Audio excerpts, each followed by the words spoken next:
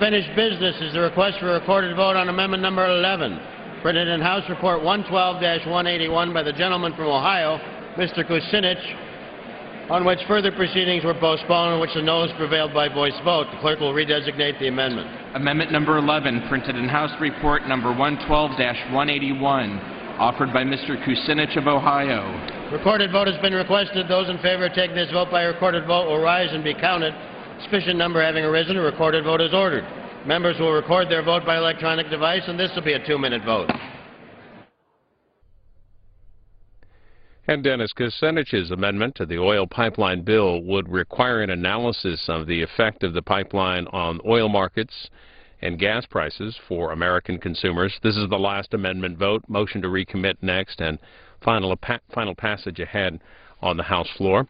It is 1 week until the debt ceiling deadline, and Capitol Hill considering 2 different plans on the House side.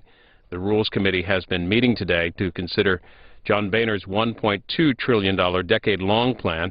Meanwhile, in the Senate, they are also discussing Harry Reid's plan, the spending plan which would cut $2.7 trillion in spending over 10 years. Both of those plans are linked, by the way. We have links on our website at cspan.org if you want to read them right in featured links. Reuters reports this afternoon that the U.S. will lose its top-notch AAA credit rating from at least one major rating agency, according to a Reuters poll that also found that wrangling over the debt ceiling has already damaged the economy.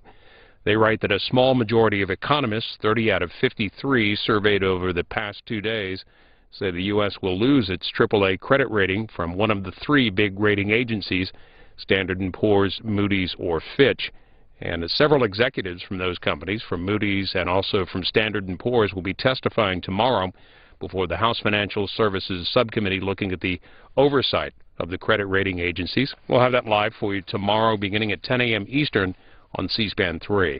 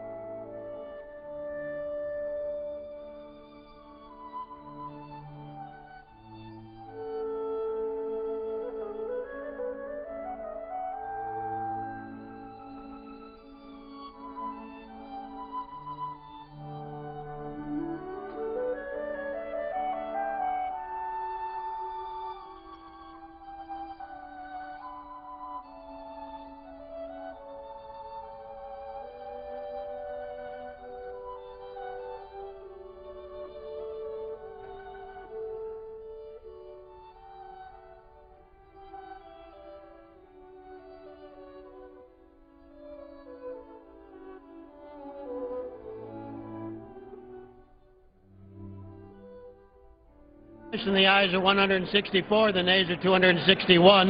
The amendment is not agreed to. Question is on the amendment. The nature of a substitute is amended. Those in favor say aye. Those opposed, no. The ayes have it. The amendment is adopted. Accordingly, under the rule, the committee rises.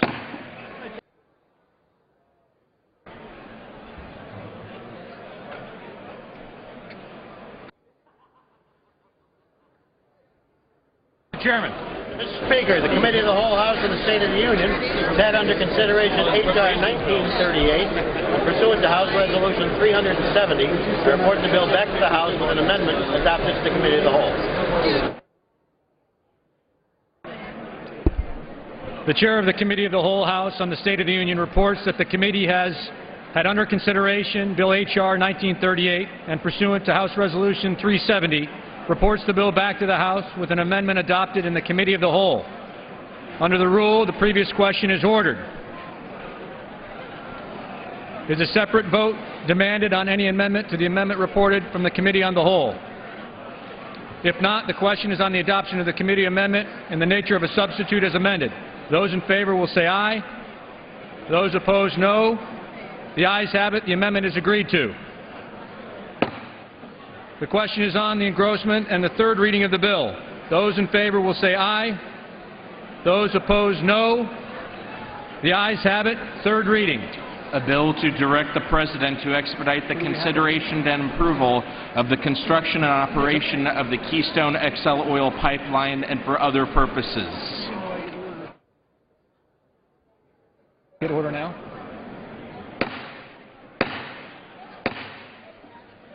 The House will be in order.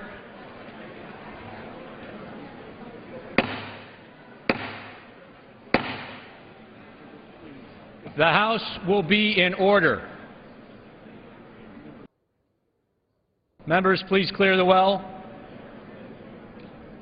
Members, please take your conversations off the floor.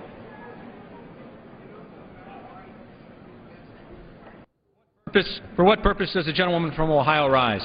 Mr. Speaker, I have a motion to recommit at the desk. Is the gentlewoman opposed to the bill? I am opposed in its current form. The gentlewoman qualifies. The clerk will report the motion. Ms. Sutton of Ohio moves to recommit the bill, H.R. 1938, to the Committee on Energy and Commerce with instructions to report the same back to the House forthwith with the following amendments. Page 6, after line 24, insert the following new paragraphs.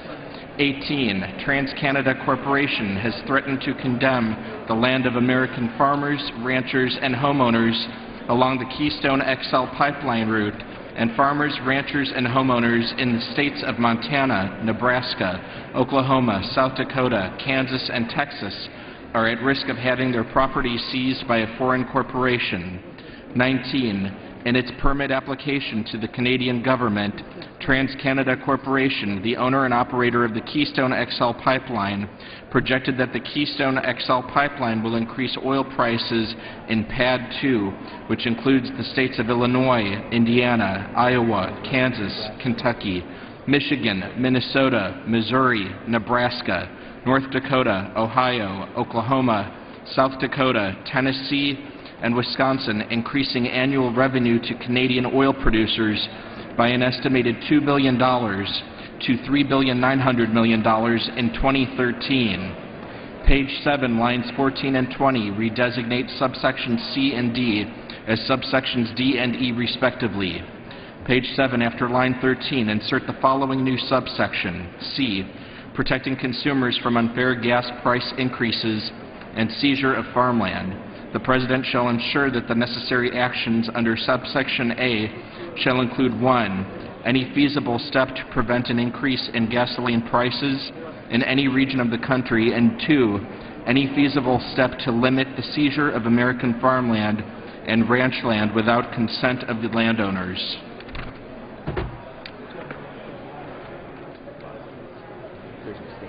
Thanks. The House is not in order. Members, please take your conversations from the floor. The gentlelady from Ohio is recognized for 5 minutes.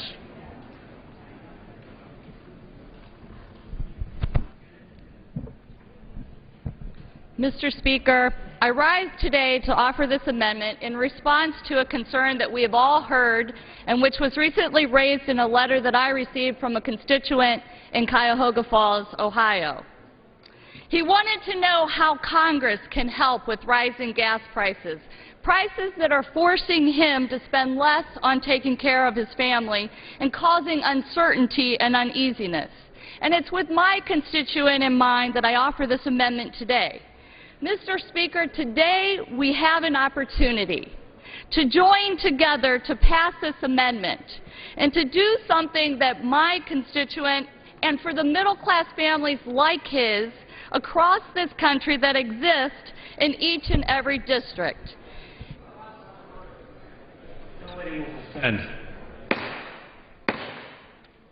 the House is not in order. Members, please take your conversations from the floor.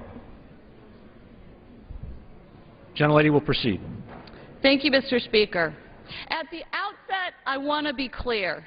This amendment, this motion, it does not kill the underlying bill. So regardless of whether you intend to vote for the legislation or against it, you'll have the opportunity to do that today.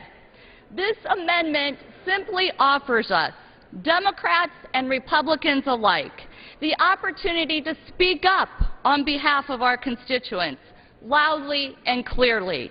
With this amendment, what it does is makes it clear that if the underlying bill passes, We want the President to take feasible steps to prevent gas prices from rising as a result of its passage and to take feasible steps to limit the seizure of American farmland. This should be an easy amendment for colleagues on both sides of the aisle to support. A vote for the amendment means standing up for American consumers to protect them against gas increases. A vote for this amendment means you're standing up for American families to protect them from unfair seizures of their property. These are the goals that all of us in this body, the People's House, should share.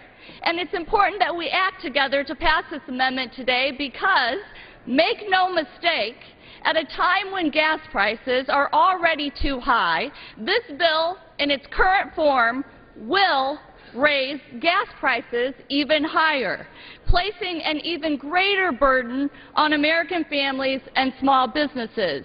We know this, Mr. Speaker, because TransCanada, the Canadian corporation that is building this pipeline,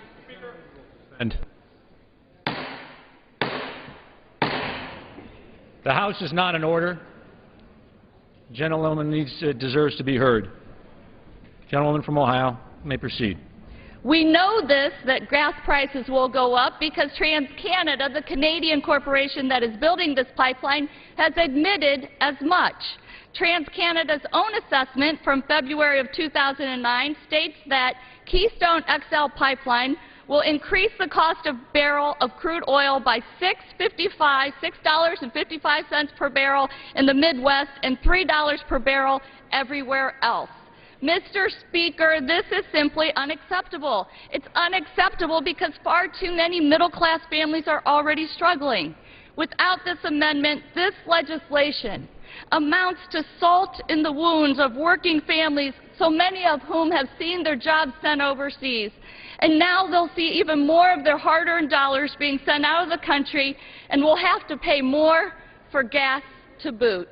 And this legislation in its current form also stands to harm our small business owners, putting a larger financial burden on them at a time when we have called on them to create jobs and lead the way in our recovery. It will burden our family farmers who will now have to pay more to gas up their combines and buy fertilizer. But an increase in gas prices is not the only reason this legislation needs to be amended. From South Dakota to Texas, we have a situation where the non-U.S. energy company building this pipeline has been pushing American farmers and ranchers to give up their rights to their own property. And for those who have resisted, the company, in pursuit of billions of dollars, has been taking Americans to court to seize control of their land through eminent domain. TransCanada has been bringing these lawsuits even before they have the permits to build the pipeline. These outrageous acts are bringing Democrats and Republicans together to speak out on behalf of property owners and to ensure that their rights come before the rights of any big corporation. And that's the way it should be. Us standing together to protect American consumers and property owners. Mr. Speaker, our country needs to protect the rights of our citizens, not subject those rights to a foreign corporation. Mr. Speaker, our constituents pay high enough gas prices. They need us to stand up and do all that we can to prevent the admitted increases that will occur according to TransCanada's own study. With this amendment, we can join together to do just that. We can put the American people before politics and before corporate profits and ensure that the President takes any feasible steps to protect against gas increases and limit the taking of property through eminent domain that will result from this legislation. This final amendment will ensure that these things, while allowing for an immediate final vote on the bill, I encourage my colleagues to stand together and vote yes on this final amendment, and I yield back my time. Gentlewoman yields back. For what purpose does the gentleman from Nebraska rise? I rise. I claim the time in opposition. The gentleman is recognized for 5 minutes. Thank you, Mr. Speaker. And I urge all of my colleagues here to vote against this. This is nonsensical and not even relevant here. Why? Well, maybe some of my friends on the other side of the aisle have confused a public works project with this private infrastructure project. Number one, private companies do not have any rights of eminent domain. They can't take people's lands, so this part about them exercising and suing, exercising eminent domain is just not relevant here. They aren't doing this. They don't have the power. The other part is equally as nonsensical. Listen, this is a $13 billion stimulus infrastructure bill. This is what all of us have been asking for because it creates thousands of jobs, 20,000 direct union construction jobs. Now, the Laborers International Union of North America supports this bill. International Brotherhood of Teamsters, United Association of Journeymen and Apprentices, the Plumbing and Pipe Fitting Industry of the United States, the AFL-CIO International Union of Operating Engineers, the Pipeline Contractors Association. These are the people. It's the labor. It's the jobs that are going to be created here, and we're standing with the American people. Now, this other argument that we've been debating ad nauseum throughout the afternoon about bringing in 700,000 barrels to 1.2 million barrels per day from Canada is somehow going to raise prices at the pump. I'm sorry, I went through some economics. I don't see how adding supply, adding American jobs, making a reliable source of energy, eliminating uncertainty is going to drive up costs. It doesn't make sense. Let's stand with the American people. Let's create 100,000 new jobs. Let's get America working. Let's get the prices down at the pump. Vote against this motion for reconsideration, and let's vote to put people back to work. I yield back. Gentleman yields back. Without objection, the previous question is ordered. The question is on the motion to recommit. Those in favor will say aye. Aye. Those opposed, no. No. The noes have it. Mr. Speaker, I ask for a recorded vote. A recorded vote is requested. Those favoring a recorded vote will rise. A sufficient number having arisen, a recorded vote is ordered. Members will record their vote by electronic device. Pursuant to Clause 9 of Rule 20, the Chair will reduce to 5 minutes the minimum of time for any electronic vote on the question of passage. 15-minute vote. Congressman Lee Terry of Nebraska, the Energy and Commerce Committee, managing the floor debate for Republicans today as the motion to recommit comes up and gets a 15-minute vote here. Final passage of the bill is next. This is a bill that would expedite the permitting process for a crude oil pipeline between Canada and Texas. This is 15 minutes. The final passage vote will be 5 minutes, and that should be it for recorded votes on the House floor, but more legislative work ahead, including a bill extending small business programs and more work in the House on 2012 spending for the Interior Department. It's also likely that the House Rules Committee will gavel back in sometime after this series of votes for more consideration of the debate rules on the debt reduction plan offered by Speaker John Boehner, which is likely to come to the House floor tomorrow. And as the debt and deficit negotiations and discussions continued on Capitol Hill, White House Press Secretary Jay Carney said today the government has run out of, quote, wiggle room to meet its obligations. The press secretary also said that John Boehner's two-step plan for a short-term debt ceiling increase would not pass the Senate. We're going to show you about a 10-minute portion of the comments from the White House briefing earlier today.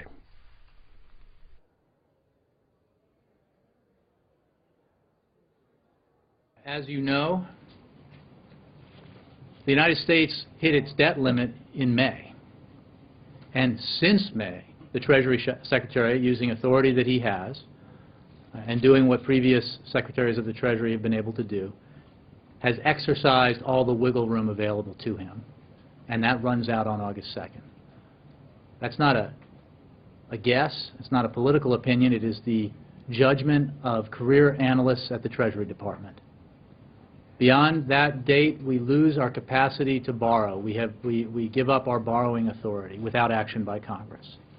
And the result of that risks default for the United States for the first time in our history, as we face the reality that we take in only 60 cents for every dollar we owe.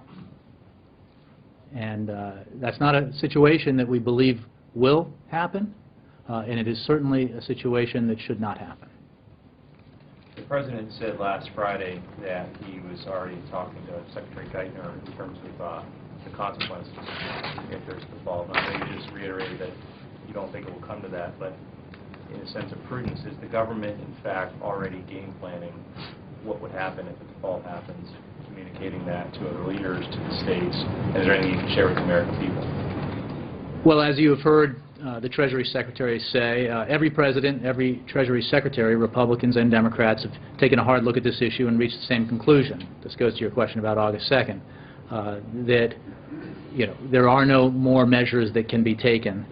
Of course, the Treasury is having discussions with OMB, with the Fed, to work through how we would manage this impossible situation, this impossible position. But it is important to state again that we do not believe we will get there. We think we take the leaders of Congress at their word, that they agree with the President, that it is unthinkable and unacceptable for the United States to, for the first time in its history, default on its obligations, and that action will be taken by Congress to ensure that does not happen. Time is running out, so while we remain confident, we also understand some of the anxiety out there, because we are pushing this to the last minute, and that should not be the case. But in the end, we believe Congress will act appropriately. I've got one more, please. There have been many times when a bill's been proposed and the White House has said that should that legislation get to the President's desk, he would veto it, even before it moves through Congress. Be it Speaker Boehner's bill, the Republican bill, made it to his desk with the President veto it? Well, as you know, the White House Chief of Staff addressed that explicitly on Sunday. Well, that was before the Boehner bill was unveiled, so it wasn't directly connected. That position hasn't changed. It is, however, moot, because, as the President made clear last night, we're in a stalemate.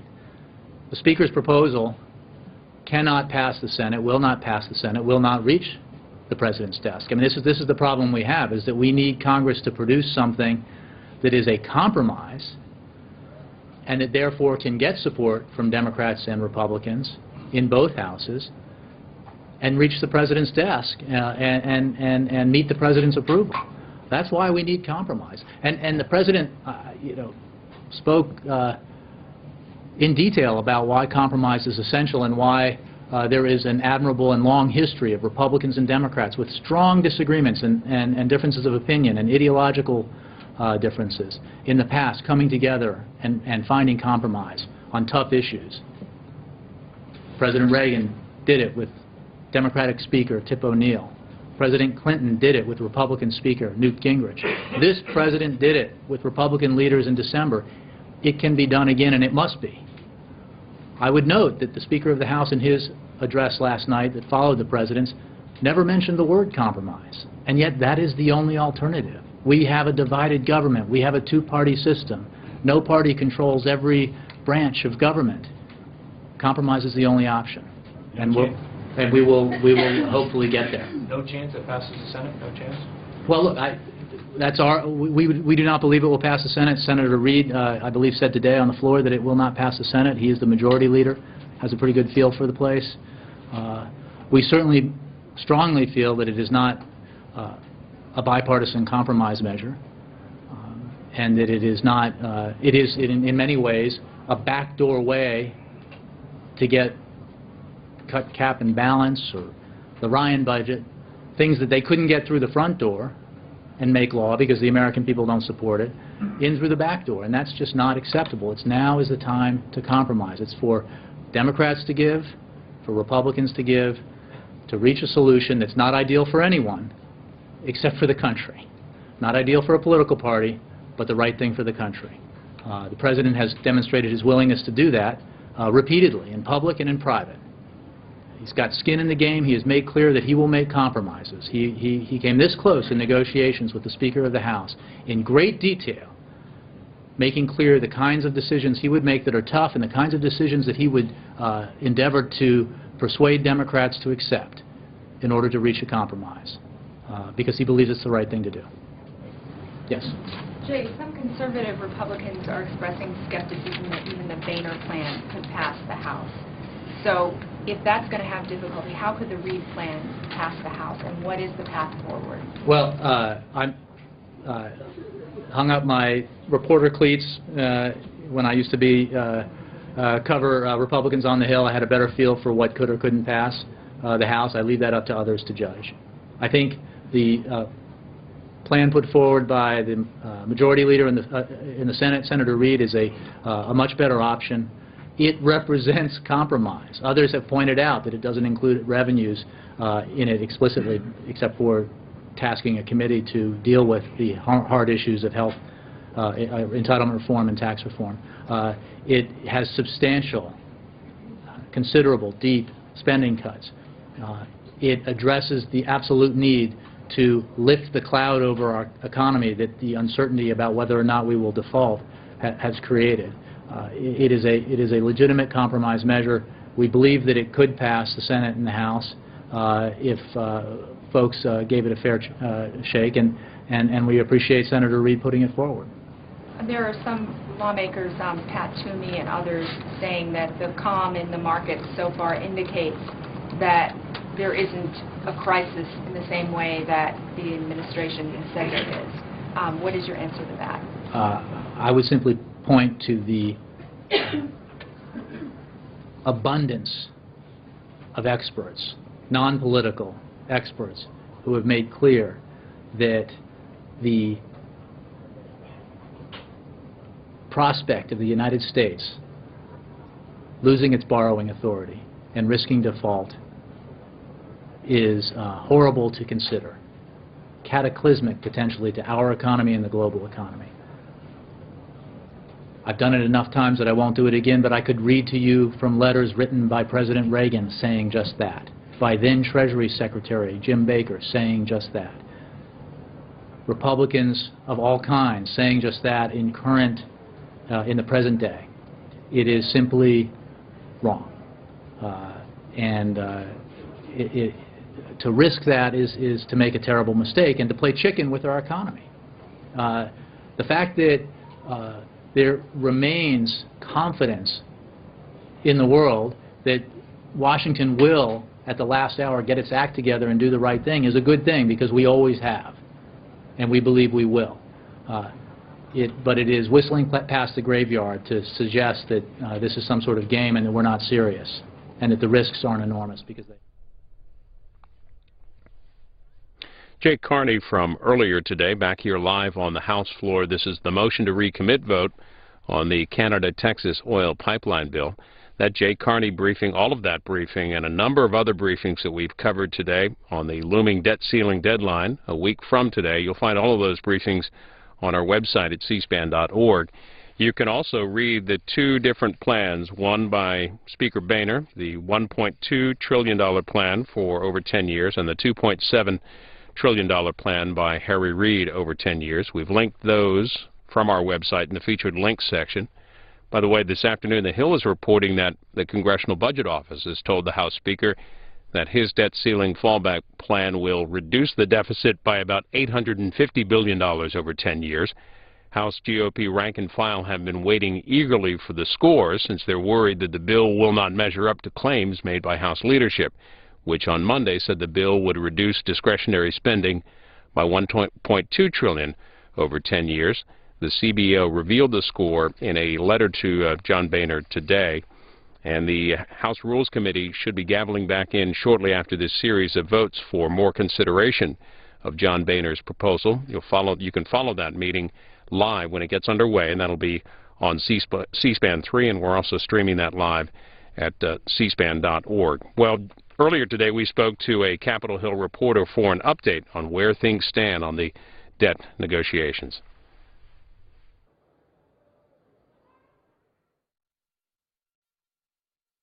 We're joined by Kate Hunter, a Bloomberg government congressional reporter. What are lawmakers saying about the debt ceiling proposals that their leaders have unveiled? Well, as you said, there's two proposals now that are one that's been unveiled by Speaker John Boehner in the House and one in the Senate that's been unveiled by Majority Leader Harry Reid. Both Reid and Boehner are putting good spins on their proposals, saying they are confident they'll have the votes for them, but that really remains to be seen. The first test and the biggest test in some ways comes tomorrow when Speaker Boehner puts his proposal on the floor, and there's a certain amount of pushback, or a fair amount of pushback, from conservative Republicans who have concerns with the proposal, so it remains to be seen whether he'll be able to get enough votes to get that over the finish line. What sort of concerns do conservative Republicans have on Speaker Boehner's plan? Well, you know, the Republican Study Committee, which is a group of 170 roughly conservative Republicans, their leadership had a press conference earlier today where, you know, they talked about, having some questions about whether the plan actually goes far enough. A lot of the conservative members don't want any kind of debt limit increase really at all, and so they're concerned that the spending cuts that are being coupled with it don't go far enough. Well, assuming the Boehner plan comes to the House, will it get any sort of support from moderate Democrats? I talked with a few moderate Democrats during the a vote series earlier today, and you may recall that there were 5 Democrats that supported the cut, cap, and balance bill last week, and I spoke with one of those Democrats, Heath Shuler of North Carolina, who told me that he was not planning, definitely not planning to support the Boehner proposal tomorrow in the House. He described it as just, quote, kicking the can down the road a little bit further, and said he didn't consider it to be a serious proposal because it would only go through the end of the year. So he is definitely a no, but then I talked to another Democrat, Jason Altmaier of Pennsylvania, who's also a Blue Dog Democrat, and he said that he was undecided on the plan. So it kind of, I would say if there is any Democratic support, it would probably be, in the single digits. And what about in the Senate? How's the body received so far Senate Majority Leader Reid's proposal? Well, among Senate Democrats, it seems like there is at least a fair amount of support for Senator Reid's proposal. However, in the Senate, it would take probably 60 votes, which would require, a handful of Republicans to come on board as well. And it remains to be seen whether there would be, it seems kind of unlikely that there would be the Republican support that would be needed to get that to 60 votes. In the Senate, what's kind of interesting is that they're sort of waiting to see what happens to the Boehner plan tomorrow in the House. Senator Reid has yet to file cloture which would force a vote on his proposal. I think the thinking over here is that if Boehner doesn't get his plan through, especially with the deadline looming, that could generate some support for the Reid proposal over here in the Senate among Republicans who might be concerned that the Reid plan would be the only option left standing and to avoid a default on August 2nd. And the debt discussions continue on Capitol Hill. An update from Kate Hunter with Bloomberg Government. Thanks for joining us. Thank you so much. And just an update, the administration has issued a veto threat against the Boehner plan. The Boehner plan will come up under consideration in the Rules Committee when they gavel back in. That should be live shortly after this series of votes in the House, and you can follow that on C-SPAN 3. And Majority Leader Reid's plan on the Senate floor, but not much debate there today so far. You can follow the Senate live. They are in session now, and that is on C-SPAN 2. Here on the House floor, the motion to recommit vote here on the Canada-Texas oil pipeline bill. Final passage is next.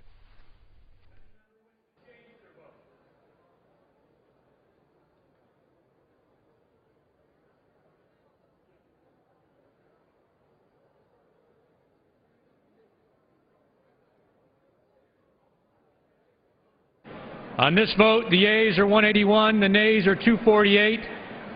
The amendment is not agreed to. The question is on passage of the bill. Those in favor will say aye. Those opposed, no. The ayes have it. The bill is agreed to. What purpose does the gentleman from New York rise? A recorded vote is requested. Those favoring a recorded vote will rise. A sufficient number having risen, a recorded vote is ordered. Members will record their votes by electronic device. This is a 5-minute vote. And it is likely the last recorded vote of the day on the House floor. This bill would expedite the permitting process for an oil pipeline between Canada and Texas. Final passage vote, it's 5 minutes. Still ahead in the House, more work on 2012 Interior Department spending, and also a bill extending small business programs.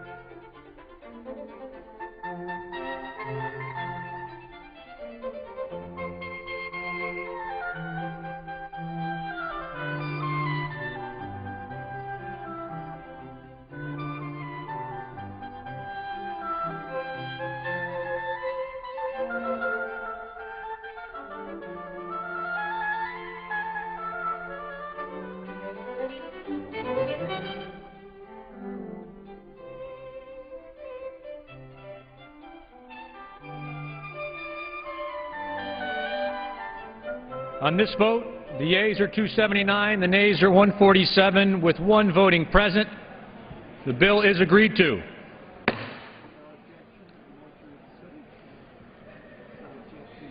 Without objection, a motion to reconsider is laid on the table.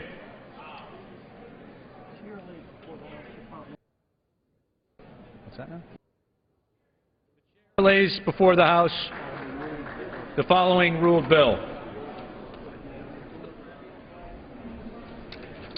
H.R. 1383, an act to temporarily preserve higher rates for tuition and fees for programs of education at non-public institutions of higher learning pursued by individuals enrolled in the post-9/11 Educational Assistance Program of the Department of Veterans Affairs before the end enactment of the post-9/11 Veterans Educational Assistance Improvements Act of 2010 and for other purposes. Pursuant to Clause 8 of Rule 20, the Chair will postpone further proceedings today on motions to suspend the rules on which a recorded vote for the yeas and nays are ordered, or on the vote is objected to under Clause 6 of Rule 20. Recorded votes on postponed questions will be taken later.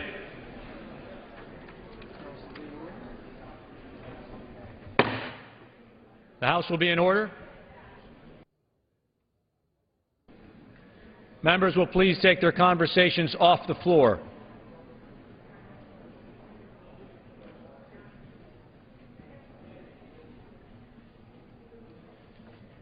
For what purpose does the gentleman from New York seek recognition? Mr. Speaker, I move to suspend the rules and pass the bill H.R.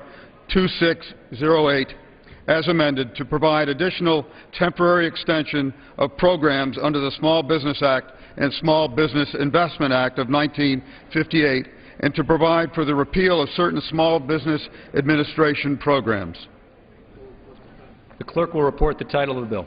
H.R. 2608, a bill to provide for an additional temporary extension of programs under the Small Business Act and the Small Business Investment Act of 1958 and for other purposes. Pursuant to the rule, the gentleman from New York, Mr. Hanna, and the gentlewoman from New York, Ms. Velasquez, each will control 20 minutes. The Chair recognizes the gentleman from New York. Thank you, Mr. Speaker. I ask unanimous consent that all members shall have 5 consecutive days to revise and extend the remarks and include extraneous materials on the bill under consideration. Without objection, so ordered. Mr. Speaker, I yield myself such time as I may consume. The gentleman is recognized. Thank you, Mr. Speaker. There are a few components to the legislation we have before us. First, the bill provides for a straightforward extension of certain SBA programs through December 31st, 2011. This is a necessary measure since the current extension, which the House passed in May, expires at the end of this month. As we continue to do work with our Democratic colleagues and our colleagues in the other body towards a full and complete reauthorization of the SBA and its programs, this extension will ensure that these programs are still available to provide assistance to entrepreneurs who need to create jobs. Secondly, the bill before us terminates several duplicative and outdated programs that are either used very infrequently or not at all. It has been said that once a program is initiated, it is almost impossible to eliminate. Today, we will prove that notion wrong. The program eliminations contained in this bill represent a good first step toward cleaning up the SBA's program portfolio, thereby refocusing the agency's energy on their core mission of facilitating small business lending, offering entrepreneurial advice to small business owners, and ensuring that they receive their fair share of federal contracts. For example, one of the programs selected for termination is the Central European Enterprise Development Program. This initiative has not been funded since 1995, and one of the countries involved, Czechoslovakia, no longer exists. For an even more striking example, the Pollution Control Bond Guarantee Program, initiated in 1976 to provide SBA-backed bonds for the purchase of pollution control equipment to retrofit existing factories, has not offered a single bond guarantee since the early 80s.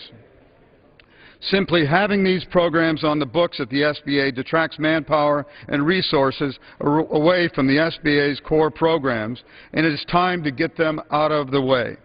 Not only does this bill clean up the SBA, it also saves money. The bill eliminates 2 drug-free workplace programs. These programs were allocated $2 million for fiscal year 2011. While not a huge sum of money when considering the overall fiscal budget, each and every penny we save is a penny we don't have to borrow. For additional cost savings, the legislation also prohibits the SBA from using any of its discretionary funding on its Emerging Leaders Program. While the program started in fiscal year 2009 without any congressional approval or authorization of appropriations, the SBA has requested $3 million for this program for 2012. The program is duplicative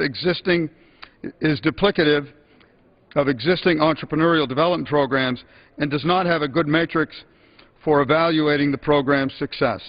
The SBA ought to be focusing on well-evaluated, congressionally authorized programs that have been fully vetted and supported by members of Congress. I would like to thank the gentlelady from New York, our committee's ranking member, Velazquez, for her efforts to craft this legislation. It is a breath of fresh air to work in a truly bipartisan manner on important issues facing our nation, and I appreciate her leadership on this issue. With that, I urge my colleagues to support H.R. 2608 as amended. I reserve the balance of my time. The gentleman reserves. Gentlewoman from New York is recognized. Mr. Speaker, I yield myself as much time as I may consume. Gentleman's recognized. Thank you, Mr. Speaker. Small businesses who employ more than half of all private sector employees remain absolutely critical to the U.S. economy. With the unemployment rate at 9.2%, we need them more than ever to create new jobs. Central to these efforts are the tools and resources of the Small Business Administration, which enable entrepreneurs to secure low-cost capital, federal contracts, and technical assistance. However, over time, a few of the agency's programs have become redundant and unnecessary. Many have not been funded in decades, while others are simply antiquated policy remnants from a bygone era. It is a disservice to both small businesses and taxpayers to keep these obsolete initiatives on the books. By cleaning up the statute, as this legislation does, we can be assured that efforts to assist small businesses both now and in the future will be both efficient and up-to-date. Importantly, many of these cuts were at the behest of our colleagues in the Senate. Given this, it is my hope that the Senate takes up this legislation and passes it expeditiously. Chairman Graves is also to be commended for this committee and bipartisan approach to vetting these changes. Doing so has produced a bill that does not adversely affect small businesses. Similarly, a new but equally concerning trend has been the growth of unauthorized programs. The cost of this program has grown dramatically to equal more than $50 million and constitute nearly 10% of the SBA's non-credit program's budget. By passing the legislation before us, Congress can take a small but meaningful step that will begin to close this loophole. The reforms in this bill come against the backdrop of extending certain authorities for the SBA itself. However, whether or not this legislation becomes law has not bearing on whether the agency can serve small businesses. Given the passage of the full-year continuing appropriations bill and a prior SBA extension passed 2 months ago, the agency will remain fully operational irrespective of the passage of this bill. Ensuring that small firms have continued access to a strong and stable SBA is more important than ever. The agency's resources enable would-be entrepreneurs to start up while helping existing ventures expand. By doing so, we will allow small business owners to do what they do best and create the jobs we need to move the economy forward. I urge my colleagues to support this legislation, and if the gentleman doesn't have any further speakers, I'm prepared to yield back. Mr. Speaker, I'm prepared to close. I yield back. Gentleman yields back. Gentleman from New York. Mr. Speaker, in closing, let me state that small business can and will lead our economic recovery. It's time that those of us in Congress provide them with the certainty they need to create jobs and grow our economy. The legislation we have before us today gives small firms the confidence to know that the SBA programs they rely on will be there for them when they need them. It also shows them that this House is serious about cutting spending, lowering debt, and restoring confidence to our entrepreneurs. I look forward to continuing to work with the Chairman and the Ranking Member and all our colleagues on the Small Business Committee to enact policies that benefit American entrepreneurs. I urge my colleagues to support this good bill, and with that, I yield back the balance of my time. The gentleman yields back. The question is, will the House suspend the rules and pass H.R. 2608 as amended? Those in favor say aye. Those opposed, no. In the opinion of the Chair, two-thirds being in the affirmative, the rules are suspended and the bill is passed. And without objection, the motion to reconsider is laid on the table.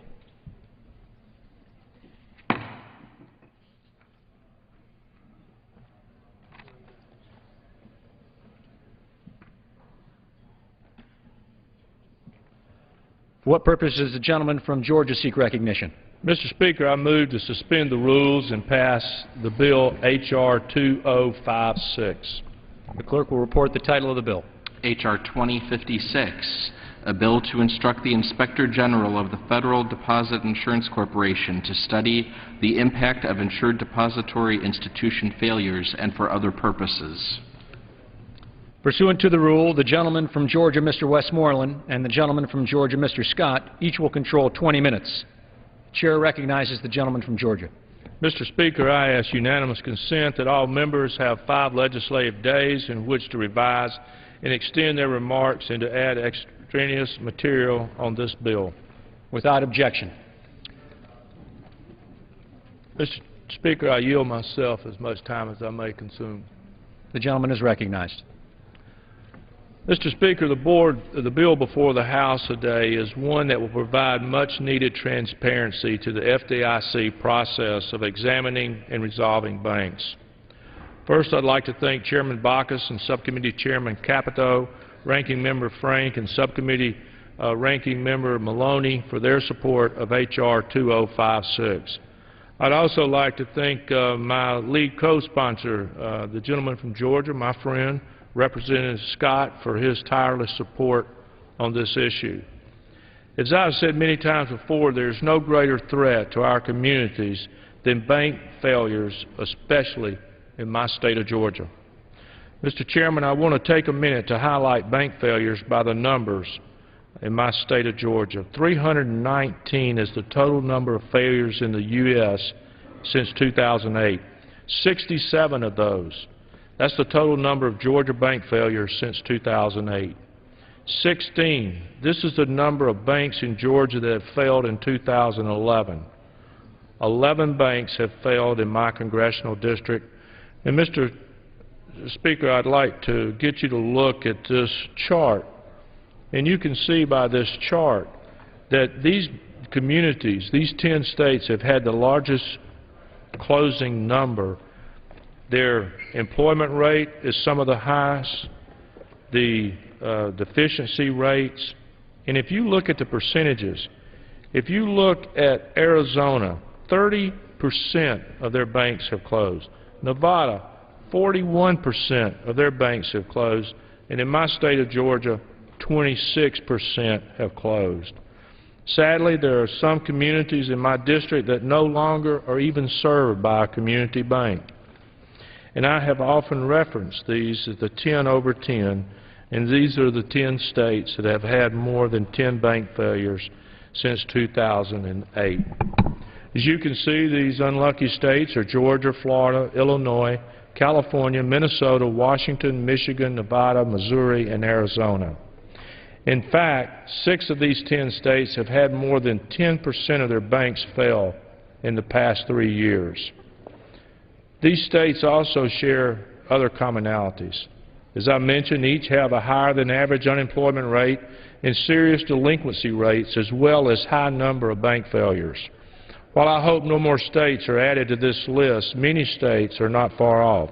Colorado had 9 failures, including 1 on Friday. Kansas and Oregon have had 7 failures. Without a doubt, the FDIC is a wealth of information about the health of the bank if you have the time and the resources to go through it. However, too much information without proper context can be detrimental. H.R. 2056 is designed to cut through all the information to analyze the underlying fundamentals that continue to cause bank failures across this country. The bill directs the FDIC Inspector General, in consultation with the Treasury and Federal Reserve IG, to study FDIC policies and practices with regard to loss share agreements, the fair application of regulatory capital standards, appraisals, FDIC procedures for loan modification, and the FDIC's handling of consent orders and cease and desist orders. Further, the GAO also has a study in the bill to pursue these questions. The FDIC Inspector General is unable to fully explore such as the causes of the high number of bank failures, the impact of fair value accounting analysis of the impact of failures on the community, the overall effectiveness of loss share agreements for resolving banks. I have welcomed the input from the FDIC IG, as well as witnesses from the FDIC, the Office of the Comptroller General, the Independent Bankers Association, and the witnesses at the hearing 3 weeks ago. Overwhelmingly, these witnesses supported 2056. Likewise, the Financial Services Committee passed H.R. 2056 with the committee with a voice vote. Mr. Chairman, Mr. Speaker, it is clear that Congress needs more information about the underlying causes of these bank failures, and I reserve the balance of my time. The gentleman reserves. Gentleman from Georgia is recognized. Thank you, Mr. Speaker. I yield myself such time as I may consume. As my distinguished colleague from Georgia, Congressman Westmoreland, pointed out, whom I'm very pleased to serve as a co-sponsor with him on this bill, he very aptly described the very dire situation facing our state of Georgia. Mr. Speaker, as I stand here, Georgia, since 2008, financial difficulties started in this country. We've now lost to bank failures. 67 banks have failed, which makes us the leader in the nation in this area in our state. We have some very capable business people in Georgia and in Atlanta. Very sterling leaders of the financial services industry worldwide, based out of Atlanta. We're grappling with the recovery. But, Mr. Speaker, there's no more important sector of our economy than our banking system. It is indeed the heart of our economic system that pumps out the credit, that pumps out the capital, that makes our economy go around. And so it is very important that we really deal with an area and with information and with an effective study so that we can grasp the full meaning of what caused this happen. What were the characteristics in Atlanta or in Georgia that caused this disproportionate number of bank failures? And indeed, we can learn so much so that we can prevent this type of collapse in our financial system from happening again and make a very valuable contribution. And so with that, Mr. Speaker, I want to take just a moment to explain what we're doing with this important bill, House Resolution 2056, that we feel will make a very valuable contribution to preventing these kinds of collapses from happening again to the detriment of our economic system. The purpose of this bill is, one, to determine the extent to which certain FDIC practices precipitated the bank failures. We need to find out if there's something that the FDIC was doing, that regulators were doing, that we need to improve upon. Two, we need to determine whether various FDIC policies and practices for resolving failed banks are appropriate. That's very important to know. If what we're doing is not appropriate, we can fix that. And three, we need to determine the extent to which the FDIC employees themselves in the field, the investigators, the bank examiners, did they take actions that are consistent with FDIC policies and procedures that we developed here in Washington.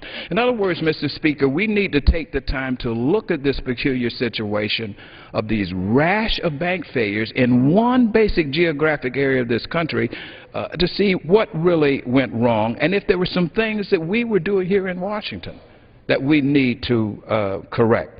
And finally, we need to determine the extent to which the FDIC policies and procedures are applied consistently across all banks. This information will be very important.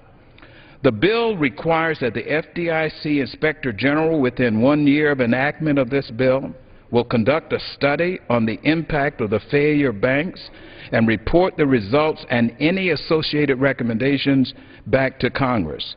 This study would address, one, the effect of the FDIC's use of loss-sharing agreements on relevant stakeholders, including banks that survive and borrowers of the failed IDI, and two, the significance that paper losses, including the extent to which they trigger IDI receiverships and the impact they have on raising more capital.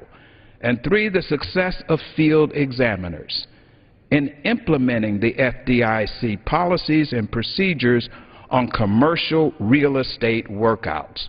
One of the things we find out in our state of Georgia, that one of the common characteristics that sort of held these banks separate was the over-leverage, we shall say, of the portfolios in real estate, and the housing bubble burst on us.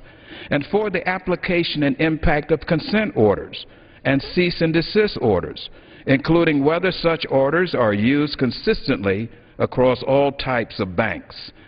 And also the application and impact of FDIC policies, particularly as they relate to a bank's ability to attract private capital.